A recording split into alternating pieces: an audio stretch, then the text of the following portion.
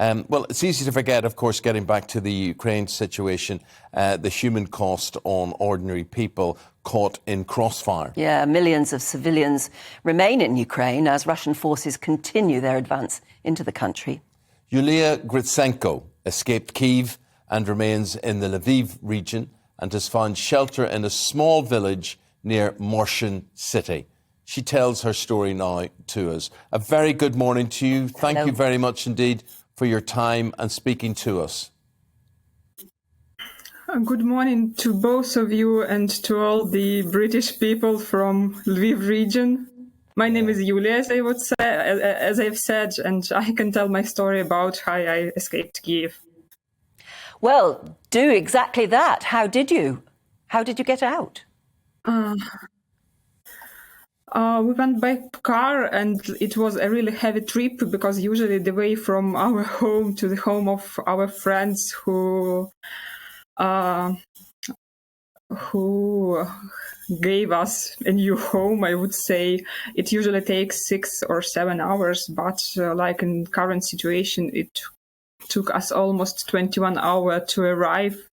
It was a very heavy way because there was no gasoline on the station. There were a lot of block posts. Just they were checking documents and so on. I understand that it was necessary, but however, it was quite hard to arrive. I know that now the situation is slightly better on some roads, but the north way to the Lviv region is now becoming dangerous. But especially in your situation, Yulia, I understand you are expecting a child?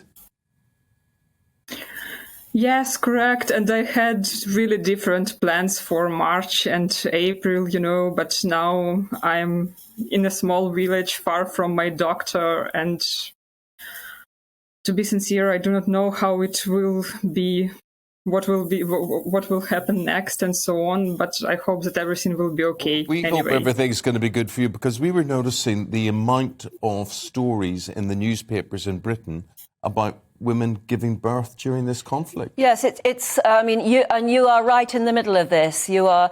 So many women, obviously, as you said, can't get to their doctors, can't be in the environment that they had planned for their child and their childbirth. It must have been especially frightening for you. How are you?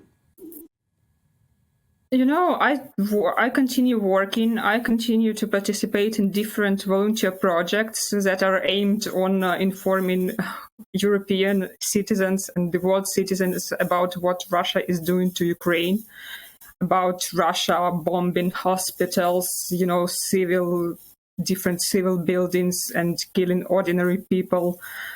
So, I'm really proud of all my people, of all Ukrainians who are now fighting for our freedom, for our right to live in a democratic country, to protect Europe from the global war which is happening right now in my country. And I just hope that my child will grow up here in Ukraine and we will be free from Russia. Absolutely, and free to enjoy your whole family around you. How many of your family were able to get out with you? We got out, only me and my husband, because my parents and my minor siblings decided to stay in Kyiv. So, my morning starts with the messages to all my friends and relatives across Ukraine with the simple question, "Are you alive?" And the day ends with the same question, and every time I hope that they will answer me.